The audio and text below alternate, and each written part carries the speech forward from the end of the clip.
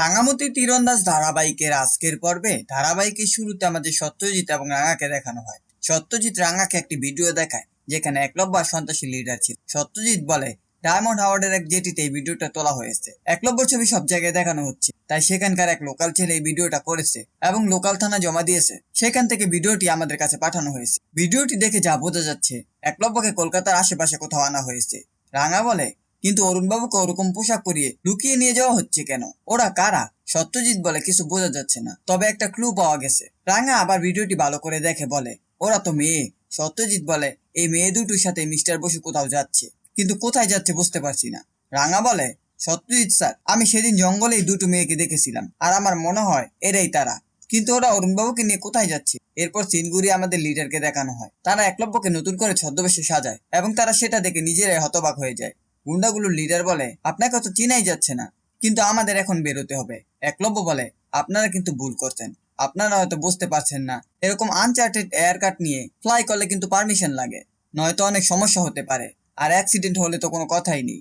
আমি যখন প্লেন উড়াবো তখন কোনো না কোনো রাডারে ধরা পড়বো, আর আমি যদি প্রোটোকল না মানি তাহলে আমার উপর গুলি চলতে পারে, আমাদের বিপদ হতে পারে। লিডারের বোন বলে, আমরা তো নই, তুমি রাডারের বাইরে প্লেনটা রেখে উড়াবে। একলব্য বলে, কেন বুঝতে পারছে না, এটা সম্ভব নয়।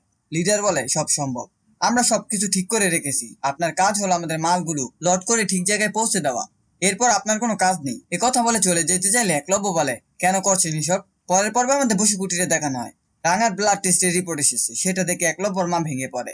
সে বলে, রাঙার ব্লাডে কেমিক্যাল পাওয়া গেছে। তখন ময়না বলে, রাঙার শরীরে কেমিক্যাল কি করে আসবে?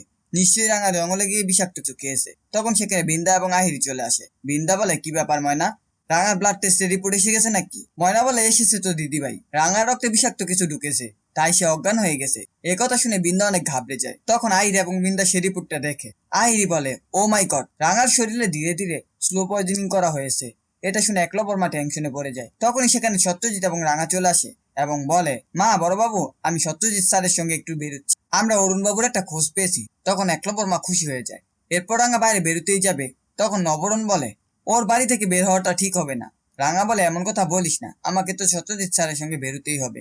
একলব্যর মা রাঙাকে কিছুতেই বেরোতে দেয় না। সত্যজিৎ নবরণকে বুঝিয়ে রাঙাকে নিয়ে বেরিয়ে যায়। শেষ সিন আমরা দেখতে পাই, একলব্য প্লেন উড়ানোর জন্য রেডি হয়। গুন্ডাগুলোর লিডার বলে, এই এয়ারক্রাফটটা দিয়ে আপনাকে মালগুলো নিয়ে আসতে হবে। একলব্য বলে, কি আছে এর মধ্যে? দেখুন, আপনাদের কিন্তু বলতেই হবে আমাকে দিয়ে কি পাচার করাচ্ছেন, তা না হলে কাজটা কিন্তু আমি করব না। এখানে নেশার জিনিস না অন্য কিছু আছে। গুন্ডাদের লিডার বলে, আপনি বারবার কথা ভুলে যাচ্ছেন কেন? টেনশনে আছেন নাকি? আমি তো আপনাকে বললাম এখানে 100 কোটি টাকার নেশার জিনিস আছে, আর এই নেশার জিনিসগুলো বাংলার সব জায়গায় ছড়িয়ে দিতে হবে। এরপর তারা একলব্যকে পুরো প্ল্যান বুঝিয়ে দেয়। গুন্ডাগুলোর লিডার একলব্যকে বলে, কোনোভাবে যদি আপনি চালাকি করার চেষ্টা করেন তাহলে কিন্তু আপনার বড় ক্ষতি হয়ে যাবে। একলব্য বলে, আপনাদের পাল্লায় পরে আমি ধীরে ধীরে ক্রিমিনাল হয়ে যাচ্ছি।